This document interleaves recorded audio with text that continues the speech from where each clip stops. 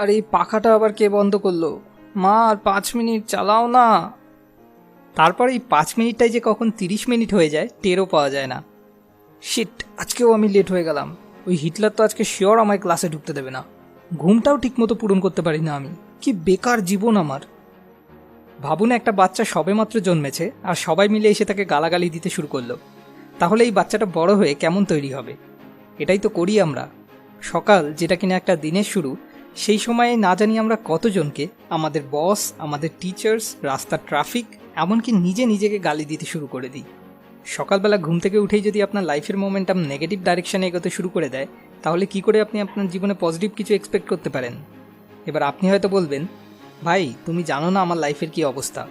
আমার জায়গায় তুমি থাকলে সকালবেলা ওঠার পর তোমারও মুখ থেকে গালাগালিই বেরিয়ে আসতো।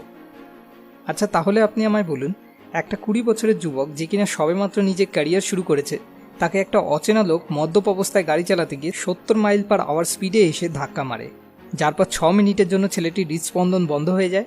এরপর সেই ছেলেটা 6 দিন অবধি কোমাতে চলে যায়, তার শরীরে টোটাল 11টা হাড় ভেঙে যায় এবং একটা পার্মানেন্ট ব্রেন ড্যামেজও হয়, যেটা দেখে ডাক্তাররা বলেন যে হয়তো সে আর কোনোদিনও হাঁটাচলা করতে পারবে না। আপনার জীবনের অবস্থাটা কি এই ছেলেটির থেকেও খারাপ? এই ছেলেটির নাম হেল এলরড। এই অ্যাক্সিডেন্টের পর ছেলেটি ডাক্তারদের ভুল প্রমাণ করে আবার শুধু হাঁটতেই শুরু করে না, তার সাথে সাথে 52 মাইলের আল্ট্রা ম্যারাথন রানারেও পরিণত হয়, যার সব টাকা সে আবার একটা চ্যারিটিতে ডোনেট করে দেয়। আজ হেল এলরড শুধু একজন ম্যারাথন রানারই নন, তার সাথে সাথে উনি একজন hall of fame business achiever, international keynote speaker, success coach, hip hop recording artist এবং বহুবার নাম্বার 1 বেস্ট সেলিং অথরেও পরিণত হয়েছেন। কিন্তু সবথেকে দুঃখের ব্যাপার, এই কিছু সপ্তাহ আগেই ওনার আবার ক্যান্সার ধরা পড়েছে এবং বর্তমানে উনি ক্যান্সারের সঙ্গে লড়াই করছেন। আজ আমি ওনারই বই দ্য মিরাকল মর্নিং থেকে আপনার সঙ্গে কিছু এরকম সিম্পল হ্যাবিট শেয়ার করতে চলেছি, যেগুলো ব্যবহার করে শুধু লেখকই নন, তার সঙ্গে সঙ্গে আরও লক্ষ লক্ষ মানুষ নিজের জীবনে মিরাকল ঘটাতে সফল হয়েছেন। তো চলুন শুরু করা যাক। Simple habit 1, can't change it. হেল মনে করেন এই 3টে ম্যাজিক্যাল ওয়ার্ডস তার অ্যাক্সিডেন্টের পর তাকে রিকভার করতে সবথেকে বেশি সাহায্য করেছিল, যেটাকে উনি এবিসিস অফ লাইফও বলেছেন। A for accept, B for be grateful, C for continue progressing. Office যাওয়ার সময় ট্রাফিক জ্যাম থেকে শুরু করে আপনার জীবনে সেই অসহ্যকর মানুষটা, এরকম অসংখ্য বাহ্যিক অবস্থা থাকে যেগুলো আমরা চাইলেও বদলাতে পারি না। এটা জানা সত্ত্বেও আমরা সেগুলোকে বাধা দেওয়ার চেষ্টা করি আর নিজেরাই নিজেদের জন্য মানসিক যন্ত্রণার সৃষ্টি করি। আমরা সবাই জানি ট্রাফিক জ্যামে ফেসে যাওয়ার পর জোরে জোরে হর্ন বাজালেই সামনের গাড়িগুলো গায়েব হয়ে যায় না, তবুও আমরা সেই হর্ন বাজাতেই থাকি। সবার প্রথমে আমরা অতীতের কোনো একটা ঘটনাকে ধরি যে ইস রে, আজকেও আমি বাড়ি থেকে বেরোতে লেট হয়ে গেলাম, যার কারণে বর্তমানে ফ্রাস্ট্রেটেড হতে শুরু করি, যদিও আমরা জানি যে আফসোস করলেই অতীতটা বদলে যাবে না। আর তারপর আমরা ভবিষ্যতে কিছু একটা অনুমান করি, এর জন্য মনে হয় আজকে বস বিশাল রাগারাগি করবেন। মানে আবার এমন একটা জিনিসকে ধরি যেটা হতেও পারে আবার নাও হতে পারে। তো এই মানসিক যন্ত্রণা থেকে মুক্তি পাওয়ার জন্য আমাদের এই 3টে ম্যাজিক্যাল ওয়ার্ডস ইউজ করতে হবে। কান্ট চেঞ্জ ইট, মানে বদলানো সম্ভব নয়। এরকম নয় যে কখনোই ফ্রাস্ট্রেটেড হব না বা রাগ করব না। আরে না ভাই, মানুষ যখন রাগ তো হবেই। এখানে আপনাকে 5 মিনিট রুল অ্যাপ্লাই করতে হবে। ঠিক আছে, রাগ হচ্ছে, করো রাগ, কিন্তু 5 মিনিটের জন্য। যেই 5 মিনিট পেরিয়ে গেল অমনি নিজেকে বলতে হবে, ওকে, কান্ট চেঞ্জ ইট। ট্রাফিক জ্যামে ফেসে গেছি, ওকে, কান্ট চেঞ্জ ইট। তো ফালতু রাগ করে কী লাভ? এর থেকে বরং এই সুযোগে আমি চাইলে গান শুনতে পারি বা কোনো ভালো বই পড়তে পারি, বা যদি আর অন্য কিছুই সম্ভব না হয় তো অন্তত সেই সব জিনিসগুলোর ব্যাপারে তো ভাবতেই পারি যেগুলোর জন্য আমি মন থেকে সত্যি কৃতজ্ঞ, যেমন আমার পরিবার, বন্ধুবান্ধব। যত বেশি আপনি এই অভ্যাসটাকে প্র্যাকটিস করবেন, তত তাড়াতাড়ি একদিন এই 5 মিনিটটা আপনার জন্য 5 সেকেন্ডে নেমে আসবে। প্রতিটা মানুষের জীবনে 2টো পৃষ্ঠা থাকে। একটাতে সেই সমস্ত জিনিসগুলো থাকে যেগুলো তাকে ফ্রাস্ট্রেটেড করে, রাগিয়ে তোলে, আর দ্বিতীয়টায় সেই সমস্ত জিনিসগুলো থাকে যেগুলো তাকে কৃতজ্ঞ অনুভব করায়।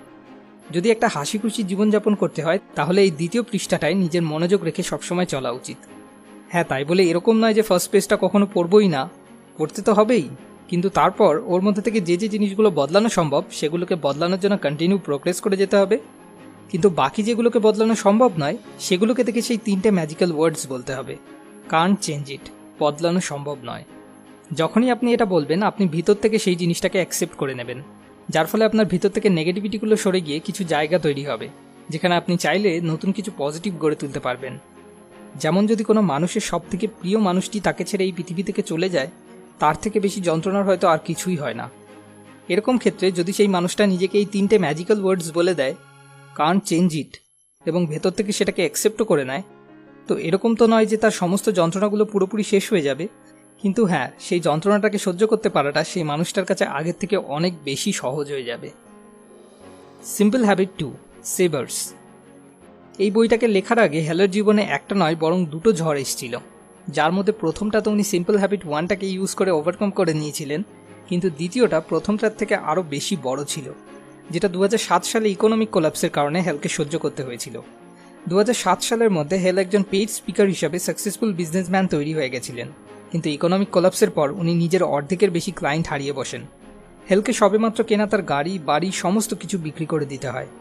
ওনার জীবনে এই দ্বিতীয় রক বটমটাকে উনি প্রথমটার থেকে বেশি ভয়ানক মনে করেন, কারণ প্রথমটাই উনি একটা লেভেলে গিয়ে আটকে গেছিলেন, আর নিচে যাওয়াটা তার জন্য সম্ভব ছিল না, শুধুমাত্র ডাইরেক্ট উপরে চলে যাওয়া ছাড়া। কিন্তু দ্বিতীয়টার ক্ষেত্রে উনি প্রতিদিন আরও নিচে ধসে যাচ্ছিলেন। ইভেন ওনার মনের মধ্যে এই কারণে আত্মহত্যার চিন্তাভাবনাও আসতে শুরু করে। তখন একদিন ওনার স্ত্রী ওনাকে বলেন যে ওনার একবার অন্তত ওনার কাছের বন্ধু জনকে সব খুলে বলা উচিত। জন একজন খুবই সফল বিজনেসম্যান ছিলেন। এরপর যখন হেল তার বন্ধু জনকে কল করে সব কিছু বলেন, তখন জন সব শুনে তাকে শুধুমাত্র একটাই প্রশ্ন করেন, ভাই তুই এক্সারসাইজ করছিস তো রোজ?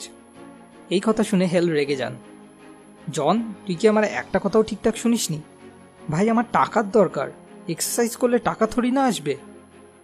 জন ওনাকে বলেন, ভাই তুই যদি এক্সারসাইজ না করিস তাহলে তোর মস্তিষ্কে সঠিকভাবে অক্সিজেন ফ্লো হবে কিভাবে?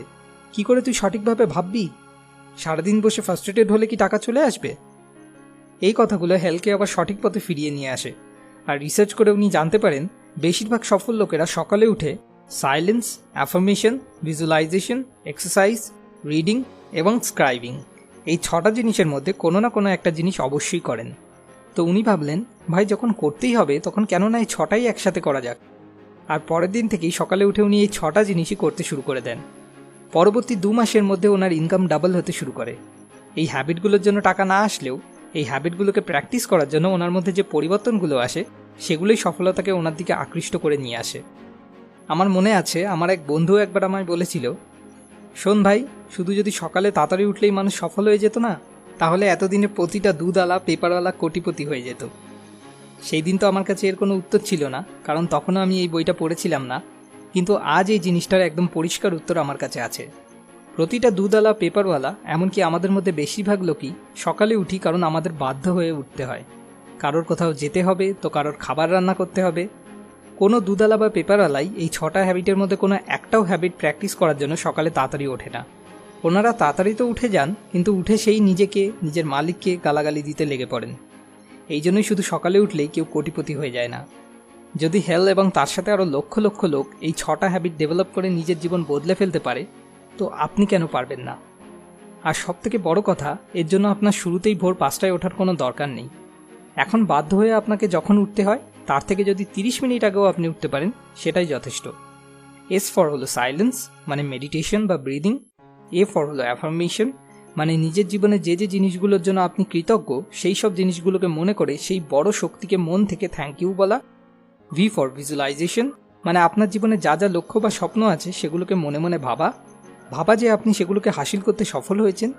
ই ফর এক্সারসাইজ, যেটা মন চায়, একদম বেসিক, যেমন সিট আপ বা পুশ আপ, যেটা খুশি।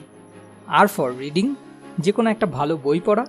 এবং এস ফর স্ক্রাইবিং, মানে লেখা, নিজের স্বপ্ন বা লক্ষ্যগুলোকে কোনো ডায়েরি বা জার্নালে লেখা। এই 6টা অভ্যাসের মধ্যে যে কোনো একটাকে চুজ করুন, আর কাল থেকেই সকালে শুধুমাত্র 30 মিনিট আগে উঠে সেটাকে প্র্যাকটিস করতে শুরু করুন। আপনি যদি চান তো এই বইটাই, দ্য মিরাকল মর্নিং, কিনে এই বইটা পড়া থেকেই শুরু করতে পারেন। নিচের ডেসক্রিপশনে দেওয়া লিঙ্ক থেকে গিয়ে amazon.in থেকে আপনি এই বইটা চাইলে কিনতে পারেন। যেমন হেল এই বইটাতে বলেছেন, sometimes it's very hard to move on, but once you move on you will realise it was the best decision you have ever made.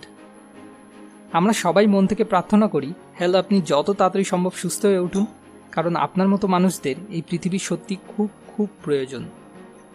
যদি এই ভিডিওটা 1K লাইক ক্রস হয়ে যায় তো আমি আপনাকে কথা দিচ্ছি আমি এই বইটার উপর দ্বিতীয় আর একটা ভিডিও বানাবো, যেখানে আমি ডিটেলসে আপনাদের সাথে শেয়ার করব যে কিভাবে খুব সহজেই এই অভ্যাসগুলোকে গড়ে তোলা সম্ভব।